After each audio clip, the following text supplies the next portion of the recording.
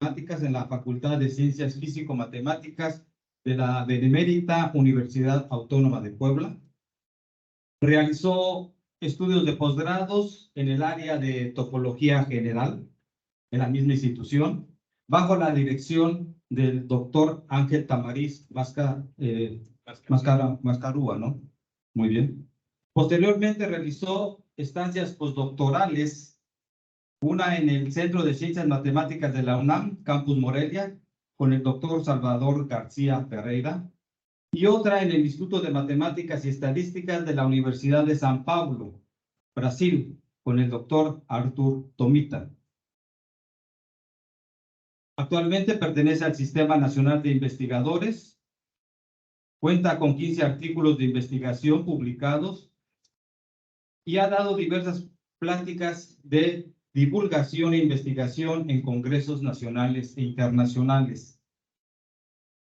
Sus áreas de investigación son propiedades de tipo compacidad, en particular interés en aquellas que involucran ultrafiltros, hiperespacios y propiedades de extensión. También cuenta con trabajos destacados en sigma productos, selecciones, medida, compactificación de Higgston y resolubilidad. Actualmente él se encuentra haciendo una estancia postdoctoral aquí en nuestra división de Ciencias Básicas. Y bueno, pues le damos la bienvenida al doctor Yasser y le cedemos la palabra. Muchas gracias. Gracias. Gracias. ¿Está bien ahí?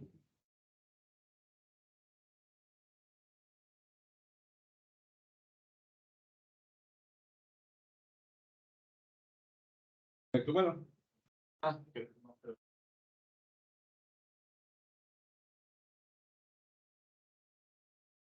No.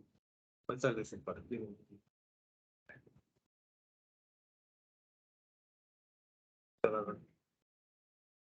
Okay.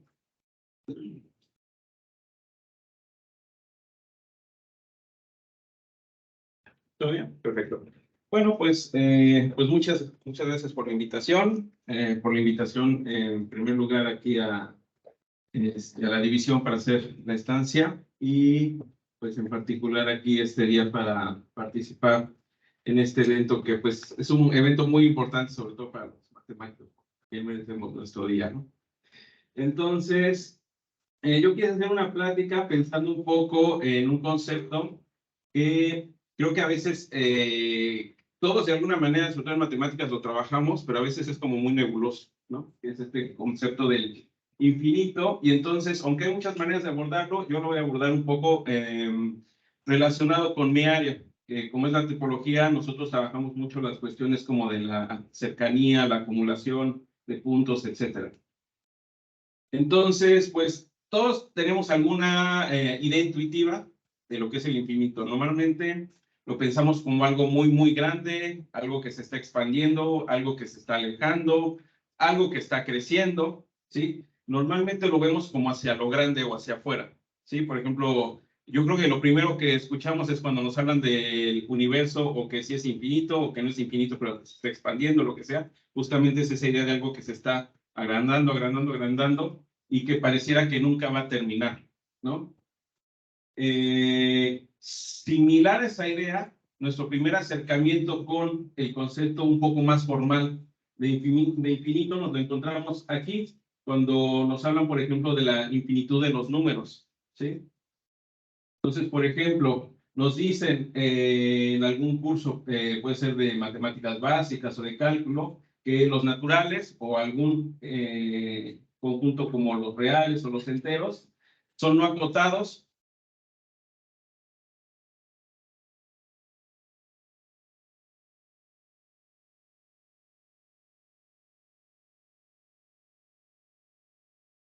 suficiente dinero para comprarme eso, y si me das un artículo más grande, pues de todos modos no importa qué tan caro sea, yo tengo el dinero para tener. Entonces sería como una cartera infinita, ¿no? Entonces, como que esa es más o menos la idea que nos van dando de infinito, ¿sí? Entonces, como aquí digo, pues De la misma manera, los enteros son infinitos, los pares son infinitos, los primos, los racionales son infinitos, y así lo entendemos en un primer momento como hacia lo grande. Sin embargo, también lo podemos entender, y eso es algo muy interesante que ocurre en los números, es hacia lo pequeño o hacia lo próximo, ¿sí? Entonces, piensen en la siguiente afirmación. Dice, para cualquier épsilon existe un n natural, de tal manera de que entre 0 y épsilon hay un 1 entre n, ¿sí? Es decir, un medio, un quinto, 1 sobre 10, 1 sobre 100, 1 sobre 10 a la 10 a la 10 a la 10 a la 10, ¿no? Lo que se les ocurra. Entonces, esta afirmación es equivalente a la anterior, de hecho, ¿sí? También nos habla de infinitud, pero de una manera diferente. En principio, así a rasgos muy generales, la primera diferencia es que en la anterior, cuando nos hablan de para cualquier m, nos dicen como una m grande, ¿sí? Entonces tú dame una m tan grande como tú quieras, un número tan grande como quieras, y yo puedo rebasarlo, ¿no? Si yo soy infinito, yo puedo rebasarlo. Aquí estamos pensando en un epsilon muy pequeño. Claro, en este caso positivo, ¿no? Para no tener problemas entre positivos y negativos por la cuestión del orden, pero tú dame un número positivo tan pequeño como quieras y yo puedo irme todavía más abajo, sin llegar al cero. O sea, todavía tengo algo, no estoy cero, no estoy en la nada, pero puedo hacerlo tan pequeño como yo quiera, ¿vale? Por ejemplo, esto se parece mucho, si alguna vez vieron o escucharon esa cuestión de que para avanzar un paso tienes que dar la mitad del camino y luego la mitad y la mitad y que por eso nunca llegas. Eso es una cuestión que falla porque en términos físicos eso no lo podemos hacer, ¿sí? Pero en términos aquí abstractos, sí podemos pensar en la mitad de la mitad de la mitad de la mitad tantas veces como nosotros queramos y hacer algo tan pequeño como se nos ocurra, ¿no? O como lo necesitemos. Entonces, en otras palabras, lo que estamos diciendo aquí es, primero, entre 0 y épsilon hay una infinidad de estos elementos, ¿sí? Estos no se van a acabar. Y además, en otras palabras, el 1 entre n se está acumulando alrededor. Es decir, mientras yo más cerca me voy del 0, veo que ahí dentro hay muchos números de esta manera, de la forma 1 entre n, que están ahí cerquita, ¿sí? Eso es lo que podemos empezar a entender por el concepto de acumulación. Otra idea, por ejemplo, la propiedad arquimediana. La propiedad arquimediana que también se parece a esta propiedad que acabo de hablar de la de no acotación, ¿no? Entonces ahora tenemos dos números y el A es un número positivo. Entonces, el A piénselo como un pedazo de algo. Entonces, no importa qué tan pequeño o grande sea este pedazo, si yo lo repito, lo puedo repetir tantas veces de manera de que yo rebase el B. ¿Sí? Claro que si ve, aquí no, si se dan cuenta no hay restricciones por el B, ¿no? Si el B fuese negativo, pues con cualquier cosa positiva lo rebaso. Pero el B también podría ser un número muy grande, ¿sí? Entonces, aquí resulta que no importa qué tan grande fuera B y qué tan pequeño fuese este pedazo, ¿sí? Yo lo puedo repetir tantas veces que al final termino rebasando al B, ¿sí? Eso también se relaciona mucho con la concepción que tenían los griegos de lo que ellos le llamaban la conmensurabilidad. Recuerden que de ahí es de donde descubren que raíz de 2 era un número diferente porque era el número inconmensurable, ¿no? Es decir, la conmensurabilidad tiene que ver con justamente partir en pedazos y como hacer como múltiplos, digamos, de ese pedazo o fracciones de esos pedazos, ¿no? Entonces, ahora, por ejemplo, pensando en esta misma idea de acumulación, entonces yo podría decir, para cualquier par de números positivos existe un n, de tal manera de que ahora no importa qué tan pequeño sea el b y qué tan grande sea el a, yo lo puedo romper y partir tantas veces como necesite, que al final esto es más pequeño. Y obviamente positivo, ¿no? Para cualquier par de números positivos, si a es menor que b, existe un entero y un natural, de tal manera de que hay un número ahí en medio. ¿Sí? En otras palabras, lo que estamos diciendo es que los racionales son densos, es decir, entre cualquier par de números hay un racional en medio. Siempre, ¿sí? Entonces, estas propiedades se van derivando o las puedo ir como jugueteando con ellas, más o menos como a partir de esto y de los otros conceptos que estamos trabajando con el 1 entre n, partir cosas, etc. ¿Ok? Entonces, en general, entre cualquier par de números reales hay una infinidad de racionales. ¿Sí? ¿Por qué? Pues porque ustedes pueden decir, bueno, si yo parto y yo tomo dos números reales, entonces yo sé que hay por lo menos alguno, ¿no? ¿Sí? Alguno en medio. Pero bueno, entre estos dos, pues puedo agarrar otro, porque ahí tengo dos nuevos, ¿no? Ahora tengo dos nuevos de nuevo. Y también entre estos dos tengo otro, etcétera, etcétera, etcétera. Entonces, como yo puedo continuar con esto, no hay un límite, porque aquí dice para cualquier par de números, ¿no? Y todos los nuevos que yo estoy tomando están en medio de los dos originales. Entonces, al final voy a terminar con una infinidad de números racionales ahí adentro. Luego, otro concepto, por ejemplo, que también vemos desde los primeros momentos de la carrera, al menos matemáticas, yo imagino que también física, ¿no? Que es el famoso axioma del supremo. Todo su conjunto no vacío de los números reales, que es acotado superiormente, tiene supremo, ¿sí? A ver, ¿qué pasa si tomamos un número que tiene un conjunto que tenga supremo, pero que no sea máximo? Es decir, que no esté en el conjunto, ¿sí? Entonces, ¿qué va a resultar? Para todo épsilon, existe un elemento en el conjunto que queda atrapado entre A y A menos épsilon, ¿sí? Porque yo me puedo aproximar, por algo es el supremo. Recuerden que el supremo es la menor de las cuotas superiores, ¿no? Entonces, de hecho, si ustedes ya tomaron como algún curso ahí donde trabajan en el supremo, por ejemplo, el cálculo, más o menos las pruebas usan este tipo de cosas, ¿no? Usan esto, usan la propiedad arquimediana, ¿sí? Y como que con eso usualmente vamos resolviendo los problemas que tienen que ver con el supremo, ¿sí? Ahora, modifico un poquito esto, y ahora digo, para todo natural existe un elemento aquí, de tal manera que X está atrapado entre A menos el 1 entre N. Pues yo ya vi que yo me puedo hacer tan pequeño,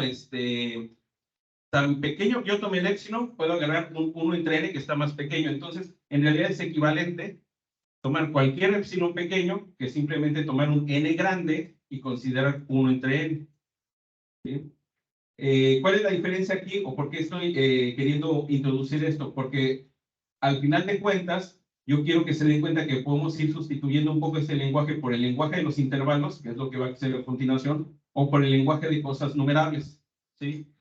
Yo que me dedico a la topología general, trabajamos mucho con distintos infinitos, no solo hay como que un infinito, ¿no? Entonces, en particular, el infinito más pequeño, pues es el de lo numerable o lo contable. Como les decía, en el siguiente, sustituyo el épsilon ahora por un intervalo. ¿Ok? Esto, si se dan cuenta, realmente es un intervalo que en el centro tiene a la, hacia la izquierda puedo bajar hasta épsilon y hasta la derecha puedo subir hasta épsilon, ¿sí? Ahora ya lo sustituyo por un intervalo que no tenga que ver con el épsilon, ¿sí? Para todo intervalo abierto que contenga la, debe existir un elemento X en el conjunto que esté en ese intervalo, ¿sí? Y observen cómo todo esto sigue siendo equivalente, al menos en estas condiciones, ¿no? Luego, para todo intervalo que tenga el punto A, el conjunto simplemente intersecta, es decir, tiene intersección no vacía con el intervalo. Y para todo intervalo que tenga este punto A mi supremo, esta intersección es infinita, ¿sí? Entonces, observen cómo esto va derivando a distintas formas, ¿sí? Pasando de hablar el épsilon, que es el que usamos de manera más como algebraica, hablar de intervalos ya sin siquiera pensar en su tamaño, ¿sí? Porque aquí hay un tamaño que es épsilon. Aquí ya no estoy pensando ni siquiera en el tamaño, y aquí ya simplemente estoy dando la condición de que se toquen el intervalo y el conjunto. Ok, entonces, la noción de infinidad de puntos acumulándose cercano a algo está relacionado con los intervalos abiertos. Entonces, es lo que quería más o menos que vieran con las ideas anteriores, ¿no? Entonces, esto lo puedo pensar nada más en términos de intervalos abiertos. ¿Qué más? Este objeto también nos ayuda a identificar como en términos de acumulación, ¿no? Parece que también nos sirvió, ¿sí? En general, estos conceptos como la tendencia, acumulación, cercanía, etcétera, etcétera, etcétera, pueden ser estudiados a partir de intervalos o de subconjuntos numerables de puntos, al menos en el conjunto de los reales. No en todo conjunto pasa eso, pero en el conjunto de los reales sí. Y bueno, la topología, que es el área a la que yo me dedico, es una estructura que se basa en algunas nociones como estas y muchísimas otras, ¿sí? Tampoco quiero aquí ser reduccionista con la topología, nada más como lo que yo trabajo, ¿no? Entonces, en rasgos muy generales, obviamente ahorita no necesitan aprenderse la definición ni nada. Entonces, cuando yo hablo de topología, es una estructura que se le va a poner un conjunto, ¿sí? Y entonces, ¿qué debe cumplir? Debe tener el total y el vacío. Entonces, por ejemplo, en los números reales, pues debe estar todo el conjunto de los números reales y tiene que estar el conjunto vacío, ¿no? Entonces, es una estructura de subconjuntos. Luego, tiene que ser cerrada bajo intersecciones finitas y uniones arbitrarias. Entonces, simplemente piensen en los intervalos abiertos de la línea real, ¿sí? Si ustedes unen intervalos abiertos, ¿sí? Lo que les queda es algo como que abierto. No va a ser un intervalo abierto, pero lo que les queda es algo como abierto, que le faltan las orillas, ¿no? Y si intersectan dos intervalos abiertos, lo que van a obtener, una de dos, o es vacío o es un intervalo abierto, ¿sí? Eso es más o menos para que se den una idea. Entonces, los números reales con la topología justamente de los intervalos abiertos es lo que llamamos espacio topológico. Por ejemplo, esta idea la puedo generalizar a Rn. Los intervalos abiertos, si lo pensamos en términos de una sola dimensión, realmente lo podemos pensar como si fueran esferas, solo que en una sola dimensión. ¿Sí? Es decir, si yo tengo, por ejemplo, aquí un círculo del plano y lo paso nada más por una línea recta, que serían mis números reales, y yo fuese alguien que nada más está viviendo en esta línea recta y no puedo ver hacia arriba ni se va corriendo, esta bola se convertiría nada más en un intervalo. Entonces, un intervalo pueden pensar como si fuese una bola, pero unidimensional, ¿sí? En general, si estoy en Rn, existe el concepto de bolas abiertas, ¿sí? Entonces, las bolas abiertas son, ustedes tienen un centro, que es A, que puede ser como el centro del intervalo, al que le ponemos más menos epsilon, y luego la distancia, todos los elementos cuya distancia sea menor que un R, donde R es el radio, lo que era nuestro epsilon, eso es lo que sería una bola abierta. Entonces, por ejemplo, acá, si yo pongo aquí mi centro y el radio, es una bola abierta. Si lo pongo en R3, yo pongo el centro, mi radio, y todo lo que está ahí es una bola abierta en R3. Y ese concepto se puede llevar realmente a cualquier Rn, aunque ahorita ya no tengo idea cómo dibujárselo, ¿no? Pero pues ahí están. ¿Sí? Entonces, en particular, cualquier Rn con la topología de las bolas abiertas también es un espacio topológico. Ahora, otra cosa, el otro objeto con el que estuve trabajando, que era el 1 entre n, ese tiene que ver con algo que llamamos sucesiones. Una sucesión es una función que va de los naturales a el espacio. Es decir, en otras palabras, pueden pensarlo como una selección de un conjunto numerable de puntos, ¿sí? Entonces, ustedes tienen su conjunto y simplemente eligen una cantidad numerable. Ni siquiera tienen que ser diferentes. Por ejemplo, una sucesión que se usa al principio mucho para contraejemplos es la 1 menos 1, ¿no? Entonces, solo consta de dos puntitos, pero es una función que está yendo todo el tiempo. Sería menos 1 a la n, ¿no? Entonces, está todo el tiempo saltando entre 1 menos 1, 1 menos 1. Esto es equivalente a... vamos a decir que una sucesión, como la sucesión es una función, pues digamos que el fn, te voy a llamar xn, ¿no? Entonces, vamos a decir que esta converge, si existe un punto, es el punto al cual va a converger, ¿sí? De tal manera que para todo abierto que tiene al punto, existe un número natural a partir del cual todos los elementos van a caer dentro de ese abierto, ¿sí? Esto es equivalente a decir que cualquier abierto tiene un punto de convergencia, contiene toda la asociación, salvo por un conjunto finito. Es decir, observen aquí, dice, existe un n a partir del cual todos los elementos van a caer adentro del abierto, ¿no? Eso quiere decir que mi n, vamos a pensarlo así, entonces, vamos a suponer que estos son los naturales. Entonces, hacia allá es infinito. Hacia acá lo puedo contar, lo puedo entre comillas, ¿no? Porque aquí, como ya estamos en cosas muy abstractas, podría ser un número enorme, ¿no? Pero, al final de cuentas, en teoría, eso es contable. Entonces, al final de cuentas, lo que estoy diciendo es que de aquí para acá caen adentro de mi abierto, o son absorbidos por el abierto, y de aquí para allá, tal vez sí, tal vez no. Pero eso quiere decir que lo que no está absorbido es, al final de cuentas, finito, ¿sí? Ejemplos, por ejemplo, de sucesiones que se usan mucho. Por ejemplo, los mismos naturales se pueden ver como una sucesión, ¿no? La sucesión que manda al número natural al mismo, dentro de los números reales.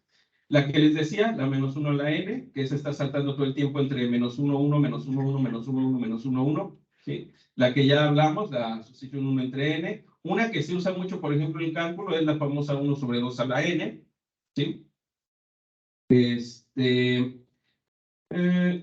Y una cuestión importante con las asociaciones es que si ustedes tienen una asociación y le aplican una función que va de un conjunto a otro, lo que van a obtener es otra sucesión, porque simplemente aplican la composición, ¿no? Es decir, esta f la componen con la función que genera la sucesión, y entonces lo que obtienen de nuevo es una sucesión. Entonces, por ejemplo, la noción de límite. Observen cómo la noción de límite usualmente nos la dan en términos como muy algebraicos, ¿no? ¿Sí? Pero esto realmente no está más que de nuevo en términos, se puede ver en términos de intervalos abiertos, ¿no? Entonces yo sé que tengo una función de R en R y un límite, o L es el límite, si para todo epsilon existe el delta, de tal manera que si el X está acotado por el delta, el X alrededor del P, entonces el f de x va a quedar alrededor del límite acotado por el epsilon, ¿no? Bueno, esta misma idea la sabemos entre los RSNs y los RSMs. Lo único que hacemos es cambiar el valor absoluto por la norma, que de hecho el valor absoluto es la norma en R1, es la misma. Bueno, yo lo puedo pensar en términos de abiertos, ¿no? Entonces, L es el límite de F en P, si para todo intervalo abierto que contenga al supuesto límite, existe otro intervalo que tenga el punto P de tal manera que todo el intervalo cae aquí adentro. Fíjense cómo es totalmente equivalente. Es decir, este es un intervalo. El centro es L y entonces yo estoy tomando L menos epsilon, L más epsilon. Ese es mi intervalo. Este es un intervalo. El centro es P. Yo estoy tomando P menos delta y P más delta. Entonces, ese es mi intervalo. Y lo que estoy diciendo es que para todo X en este intervalo, f de X cae adentro. Pues justamente lo que estoy diciendo es que la imagen de este intervalo está contenida en este otro. Es exactamente lo mismo. Obviamente, se puede decir también en términos de los RCNs. Es exactamente la misma idea. Nada más que cambio el intervalo por la bola abierta. ¿Sí? Entonces, alrededor del P debe haber una bola lo suficientemente pequeña, de tal manera que su imagen queda completamente contenida en la bola que está alrededor del supuesto límite, ¿no? Por favor, como tengo las manos ocupadas, si me van diciendo del tiempo o cuando... Ahora, por ejemplo, estas propiedades de Rn usando sucesiones. Decimos que A es el supremo de... Rn incluye obviamente R, ¿no? El supremo de A, de R, si A es cota superior de A y existe una asociación de A que converge a A, por ejemplo. Entonces yo puedo cambiar el término de supremo en términos de sucesiones convergentes. Aquí, ojo, aquí estoy usando la malla de que la asociación puede ser un mismo número. Si el conjunto es finito, obviamente tienen máximo. Ese máximo, pues tomo la sucesión constante, la que va todo el tiempo al máximo. Entonces esto se cumple. Si es infinito, ahí ya no me importa si el punto está dentro o no del conjunto. Por ejemplo, en términos de límites, resulta que el límite de f de x es L si para toda sucesión que converge a A ocurre que la sucesión imagen converge a L. Eso es cierto en los números reales. Eso de nuevo no, bueno, para empezar, el concepto de límite no está definido en todo espacio, ¿no? Pero incluso cosas semejantes no necesariamente se van a cumplir para otro tipo de espacios, pero para los números reales sí se cumple, ¿sí? Ojo, nada más aquí es muy importante decir que debe ser para toda sucesión que converge, porque las sucesiones, pues al final de cuentas son pequeñas con respecto a los intervalos. Lo mismo pasa en los RN, ¿no? Para toda sucesión continua, pero en el RN converja A, la imagen en el RM debe converger a f de A. ¿Sí? Entonces, el concepto de límite se puede ver en términos de sucesiones. Por ejemplo, yo en lo particular, cuando llevé cálculo, a mí primero me enseñaron los conceptos de límites en términos de sucesiones, y siento que sí fue un poquito más fácil después entender la definición esa que en un primer momento es como muy chocante, ¿no? Es muy extraña esa definición de límite. Por ejemplo, perdón. Ahora, con todas estas ideas se pueden generalizar. ¿Qué es un punto de acumulación? un punto de acumulación de un conjunto A en X, donde X es un espacio topológico. Es un punto que cumple que para todo abierto U que contiene el punto, el supuesto punto de acumulación, ocurre que esta intersección es infinita, ¿sí? Y ahorita vamos a ver cómo se puede ir generalizando y por qué digo yo que esto es una generalización de esta idea de convergencia para la idea de acumulación. Pasamos a la definición de filtro. Entonces, los filtros y los ultrafiltros son objetos matemáticos con los que yo trabajo, o son de los que más uso. Entonces, un filtro es una familia de subconjuntos. Ahorita lo vamos a pensar en los números naturales, porque los filtros realmente son más generales, ¿no? Trabajan en retículas, pero ahorita lo vamos a pensar en los números naturales y vamos a decir que una subfamilia de conjuntos es un filtro si no tiene al vacío, si es cerrado bajo intersecciones finitas y superconjuntos. Superconjuntos quiere decir que si tienes un elemento de filtro y un conjunto más grandote, entonces ese también, el grandote también tiene que estar en el filtro. Entonces, fíjense, hay un filtro especial que se llama el filtro de Frechet. El filtro de Frechet consta más que de todos los conjuntos cofinitos, de los naturales. Es decir, todos los que su complemento es finito, como lo que decíamos aquí, ¿no? Y de hecho, justamente es como lo que decíamos aquí. ¿Por qué? Porque resulta que toda sucesión converge a un punto P si para todo abierto que contiene el punto P ocurre que el conjunto de naturales de tales manera que Xn pertenece a U, eso es un elemento del filtro de Frechet. ¿Sí? Entonces, la misma idea que veníamos cargando desde hace rato de convergencia, ahora lo estoy poniendo en términos de filtro. En general, esto se puede pasar a una definición, la definición de F límite, que es exactamente la misma idea. ¿Sí? Ustedes tienen un filtro arbitrario y entonces el conjunto tiene una sucesión y decimos que P es el F límite de dicha sucesión si para todo abierto que contiene a P, el conjunto de los n de tal manera que Xn pertenece a U, eso está en F. ¿Sí? Una sucesión converge si solo si toda, perdón, si esa sucesión tiene F0 límite, donde F0 es el filtro de Frechet. Por último, bueno, de los últimos conceptos, un ultrafiltro. Un ultrafiltro es un filtro maximal, es decir, cumple lo mismo de ser filtro, ¿sí? Pero resulta que si ustedes tienen un ultrafiltro y otro filtro más grandote, entonces ellos tienen que ser iguales. O sea, más grandote en el sentido de que lo contiene. Entonces tienen que ser iguales. Y bueno, para terminar, nada más algunas propiedades que se trabajan con estos ultrafiltros y con estos conceptos un poco más generales de acumulación. No, perdón. Estas son propiedades de los ultrafiltros. Todo ultrafiltro tiene la propiedad de intersección finita, por ejemplo. Los ultrafiltros son interesantes porque ellos ya decidieron entre todos los conjuntos de los naturales si pertenece o no pertenece. Es decir, para cualquier conjunto de los naturales, el conjunto está en el ultrafiltro o su complemento está en el ultrafiltro y solo uno de los dos puede estar. Los puntos P límites, cuando P es un ultrafiltro, son únicos. ¿Sí? Entonces, esto me caracteriza todos los puntos de acumulación que tiene un conjunto numerable. Los puntos P límites, además, se preservan bajo productos arbitrarios y funciones continuas. Esto es interesante porque algunas propiedades que generalizan la convergencia, por ejemplo, la compacidad numerable, propiedades así de tipo acumulación, no siempre se preservan bajo productos arbitrarios y funciones continuas, pero los P límites sí. Y ahora sí, estos conceptos, ¿sí?, son muy estudiados en espacios métricos, espacios topológicos.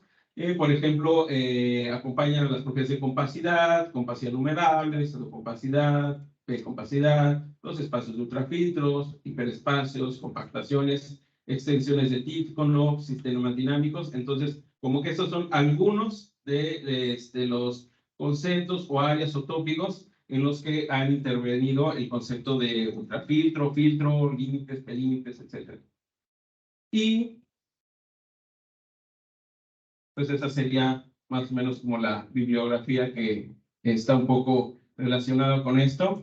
Y bueno, y para quien, si a alguien le llama la atención esto de los ultrafiltros, ahorita estamos haciendo de hecho unas notas ahí como bastante básicas, porque el único problema que tienen los ultrafiltros es que todas las notas o, digamos, bibliografía que existe está como un poco ya, como para nivel maestría para arriba, ¿no? Entonces estamos haciendo unas un poco más básicas. Y eso sería todo.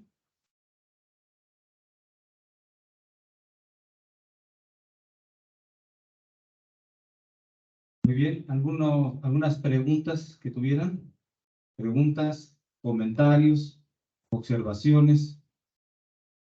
Reclamos, ¿no? Adelante, Gracias, don Ortega. Bueno, una cuestión técnica. Bueno, por lo que usted estudia, bueno, yo he oído y estoy un poquito el método forcing. Se usa mucho en este contexto. ¿Es un método nuevo de demostración o es como diría que tiene una forma de construir modelos nada más? ¿Cómo lo ve usted?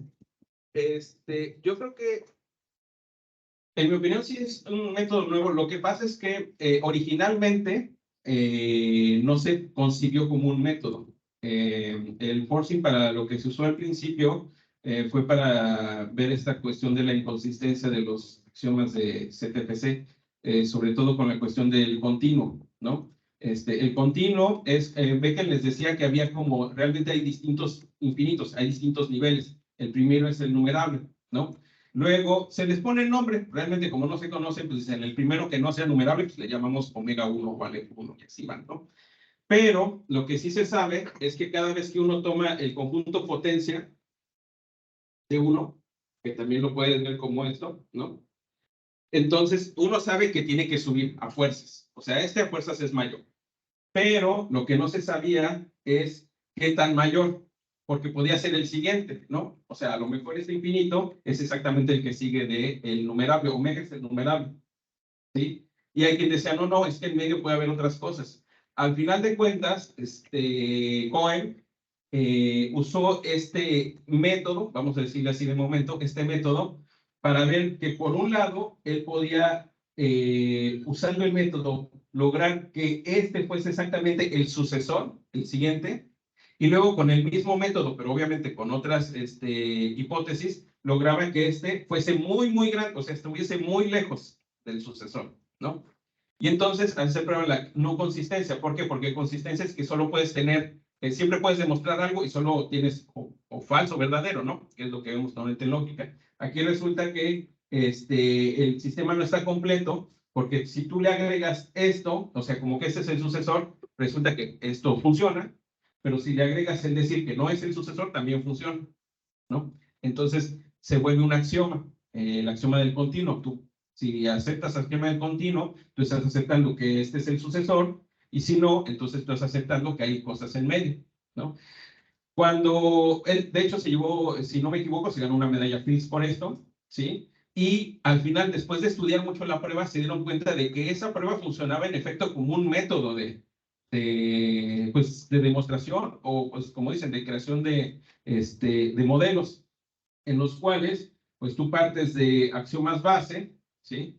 Y entonces tú puedes, bajo ciertas hipótesis, generar cosas, digamos que tú puedes generar cosas que no realmente pertenecen a la base, ¿sí? Que con otras hipótesis podrías generar, digamos, lo opuesto o lo contrario, ¿no? Entonces, sí, sí es un método, y sí es un método bastante complejo, ¿no? Por ejemplo, para quien le interese, algo previo que se puede estudiar es el famoso axioma de Martin, que es hecho con lo que la mayoría hacemos como una forma de introducirnos a cómo funciona el forcing. El forcing es algo así, mucho más denso, mucho más pesado, ¿no? Pero no sé si más o menos por ahí. Sí. ¿Alguna otra pregunta que tengan? No sé si tengamos en chat, línea, ¿no? No. Bueno, pues entonces, si no tenemos más preguntas, vamos a agradecerle al doctor Yasser.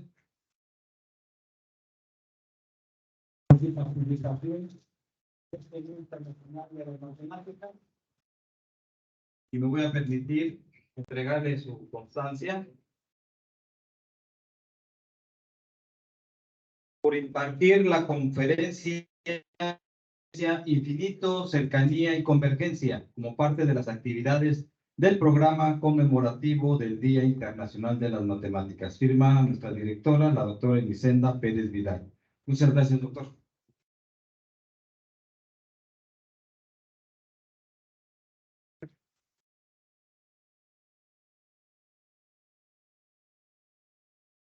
Protocolario.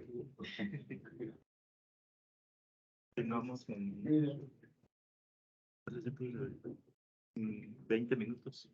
20 minutos. Seguimos con nuestras actividades de la mesa redonda, así que los invitamos a quedarse con nosotros.